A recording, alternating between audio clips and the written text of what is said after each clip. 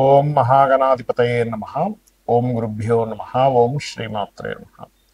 అరుణాం కరుణాతరంగితాక్షీం ధృతపాశాంకుశపుష్పబాణచాపాం అనిమాదిభిరావృతాం మయూకైః అహమిత్యేవ విభావయే భవాని. శ్రీమాత్రే నమః. ప్రేక్షకులకి ఆ లలితాంబిక అమ్మవారి యొక్క అనుగ్రహం పరిపూర్ణంగా కలగాలని స్ఫూర్తి కోరుకుంటూ మనం ఈరోజు రవికుజులు కలుస్తున్నారు. ఎప్పటి నుంచి అంటే నవంబర్ 17వ తేదీ నుంచి. ఆల్రెడీ ఇప్పుడు ప్రజెంట్ మనకి కుజుడు వృశ్చిక రాశిలో ఉంటూ రవి వచ్చి 17వ తేదీ నుంచి కలుస్తూ 20 రోజుల పాటు వాళ్ళిద్దరూ అక్కడ కలిసి ఉంటారు. దాని తర్వాత ఎప్పుడైతే 7వ తేదీకి మారిపోతున్నాడో ఆ యొక్క కుజుడు వృశ్చిక రాశి నుంచి ధనస్సు రాశిలోకి, దాని తర్వాత అక్కడ బుధుడు కూడా ఎంటర్ అయ్యి బుధ శుక్రులు కలిసి ఉంటారు వృశ్చికంలో రవితో పాటు. మరి ఈ యొక్క గ్రహస్థితిని అనుసరించి ద్వాదశ లగ్నముల వారికి, లగ్నం తెలియని వారు రాశి వారికి ఏ విధంగా ఉండబోతుంది, ఏ విషయాల పట్ల జాగ్రత్త వహించాలి అనేటువంటి అంశాలను చెప్తుంది నేనైనప్పటికీ కూడా చెప్పిస్తుంది సాక్షాత్ లలిత అమ్మవారిగా భావిస్తూ ఒక్కొక్కటిగా మనం తెలుసుకుందాం. సింహం వారి కనుక చూసుకున్నట్లయితే ప్రధానంగా ఇక్కడ ఈ లగ్నంలో కేతు ఉన్నాడు. ఈ లగ్నాధిపతి వెళ్ళి చతుర్థ స్థానంలో ఉండేటువంటి కుజుడితో కలిసి ఉంటున్నాడు. గుర్తుపెట్టుకోండి, ఈ కుజుడితో ఎప్పుడైతే కలిసి ఉంటాడో ఇక్కడ రవికుజుల యొక్క కలయిక ఏదైతే ఉందో ఇది ఇచ్చేటువంటి రిజల్ట్ ఏమిటి అని చెప్పి చూసుకున్నట్లయితే ఇక్కడ ప్రధానంగా ఇది 4వ స్థానం అవుతుంది కాబట్టి భూయోగాన్ని ఇస్తుంది, విద్యాయోగాన్ని ఇస్తుంది. కానీ అందులోనే కొంత స్ట్రెస్ కూడా కలిగింపజేస్తుంది. కారణం ఏమిటి అంటే మీకు లగ్నంలో కేతు ఉన్నాడు. ఎప్పుడైతే లగ్నంలో కేతు ఉన్నాడో చిత్ర విచిత్ర గ్రహం, ఆ కేతు ఉన్నటువంటి లగ్నంతో కూడినటువంటి ఈ కాంబినేషన్ అంటే రాశి అనుకోండి, లగ్నం అనుకోండి, ఈ అధిపతి వెళ్ళి కుజుడితో కలిశాడు. అంటే ఫోర్త్ హౌస్ అంటే ఏంటి? అగైన్ మరలా అక్కడ మార్స్ ఉన్నాడు. మార్స్ ఈజ్ భూములకు కారకుడు. అది భూ సంబంధించినటువంటి రాశిగా చెప్తూ ఉంటారు. ఎప్పుడైతే మార్స్ అక్కడ ఉన్నాడో ఖచ్చితంగా మీకు ఏదైనా ఒక భూమి, గృహము, వాహనము, మిషనరీ ఇలాంటివన్నీ కూడా కలిగింపజేస్తూ ఉంటాడు. అంటే ఎప్పటి నుంచో చేస్తున్నటువంటి ప్రయత్నానికి గోచారం అనుకూలిస్తుందని అర్థం.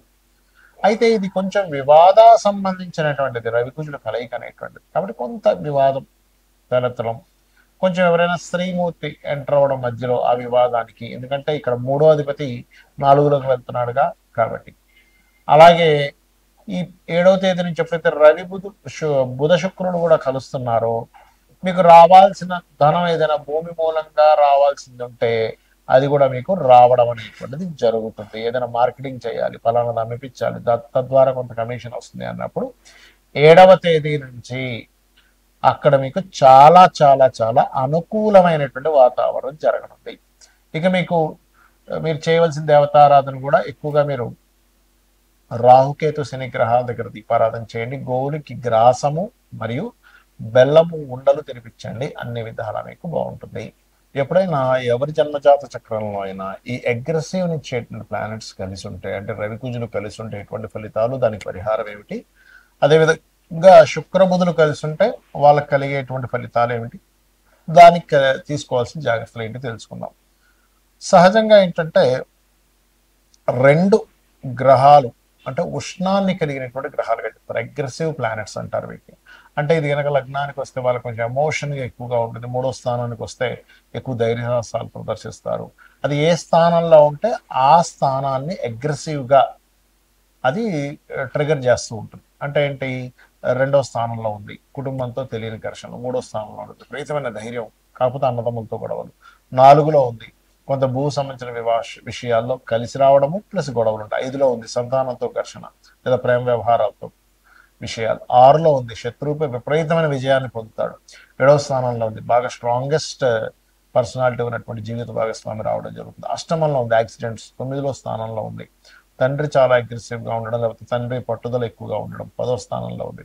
వీళ్ళు ఎక్కడైతే జాబ్ చేస్తారో అక్కడ లీడర్గా నిలబడతారు, కానీ అక్కడ ఎంతో కొంత స్ట్రెస్ మిమ్మల్ని వెంటాడుతుంటుంది. 11 అయితే ఆల్ సక్సెస్ ఉంటుంది, రాజకీయంగా కానివ్వండి, మెడికల్ పరంగా కానివ్వండి. అలా 12వ స్థానంలో అంటే వివాహ జీవితం మీద ఎఫెక్ట్ చూపిస్తుంది.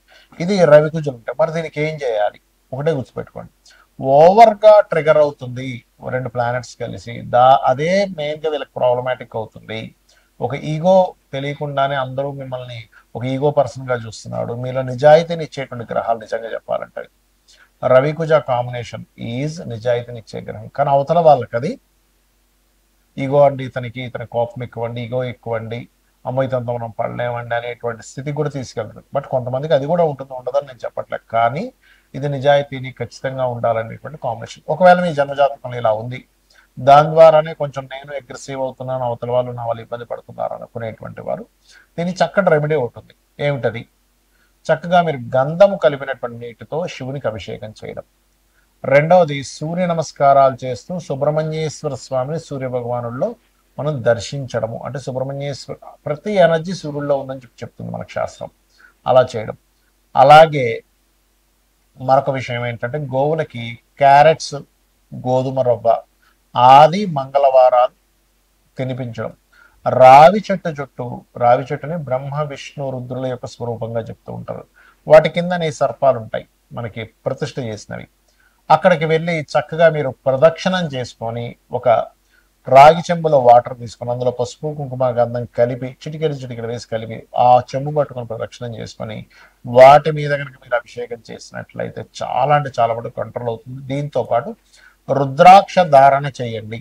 ఎన్ని ముఖాలు చేయాలి ఏమిటంటే అది ఎన్నో భావంలో అన్ని ముఖాలు చేయండి. అంటే ఒకటో భావంలో ఉంది భద్రాక్ష దొరుకుతుంది చంద్రాకారంలో, రెండో భావంలో ఉంది 2 ముఖాలు, మూడో స్థానంలో ఉంది కాంబినేషన్ 3 ముఖాలు, 4వ స్థానంలో ఉంది 4 ముఖాలు. అలా 12 భావాలకి 12 ముఖాలు మీరు ధరించవచ్చు. అంటే 12 స్థానాల్లో ఎక్కడుంటే అన్ని ముఖాలు ధరించడం ద్వారా మీకు చాలా కంట్రోల్ అవుతుంది. ఎందుకంటే ఈ కాంబినేషన్ బీపీని కూడా పెంచుతుంది, గుర్తుపెట్టుకోండి.